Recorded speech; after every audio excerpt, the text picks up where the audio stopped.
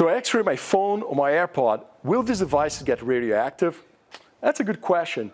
In this video, we're going to explain why your devices don't get radioactive when you X-ray them. So to understand how to answer that question, let's start with the attenuation curve of materials. So here you have the energy of the X-ray photons, and here you have the attenuation. As you can see, there are three different phenomena that happen inside the material. We have photoelectric effect, Compton effect, and pair production. So for our interest, we're here in the below half of an MeV level. So as you can see, pair production happens above 1 MeV. We're going to focus on photoelectric effect and Compton effect. Photoelectric effect is dominant in the lower energy X-rays. At the airport, you're going to be at 160 kV or maybe 225 kV. So that's the kind of effect that's going to be impacting your phone, your devices, your laptop, and everything else inside your bags. And also inside our machines, which we do use for imaging and defect detection, quality assurance. Photoelectric effect is fairly straightforward. The X-ray photon hits an electron on an outer shell of the atom here, and that electron gets bumped out of the K shell. The hole that's created by the X-ray photon is occupied by an outer electron, and the photoelectron just hangs around or gets absorbed by another atom. Now, as you can see, radioactivation happens when you have an imbalance of electrons and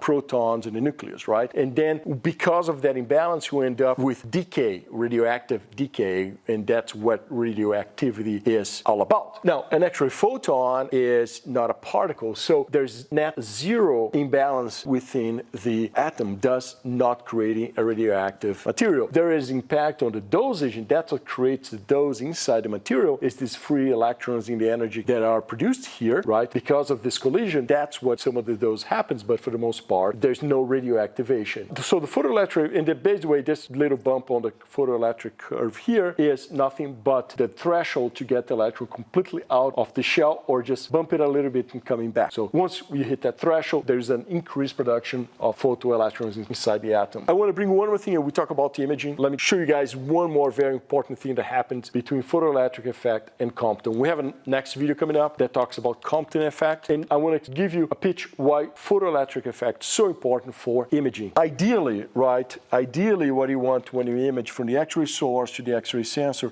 is the straight line from the source to the sensor through the sample. Now, three things happen here. One is transmission. The X-ray photon leaves the X-ray source, goes through the sample, hits the sensor. The second one is attenuation. That's when a photoelectron is created and that photon stops at the sample and creates a dark area into the sensor. The third one is scattering. Scattering is when the X-ray photons goes in one direction and gets turned into another direction, creating a fuzzy or a softer image, which is what you don't want. You want a sharp, crisp image. So this is Compton. We're going to see that in more detail in the next video we're going to see here. But for now, photoelectric effect is when a photoelectron is created by this displacement created by X-ray photon, and that's what creates a sharp, straight image. So I hope you enjoyed it. Don't forget to subscribe. If you have any other questions, please don't hesitate to let us know. Thanks for watching.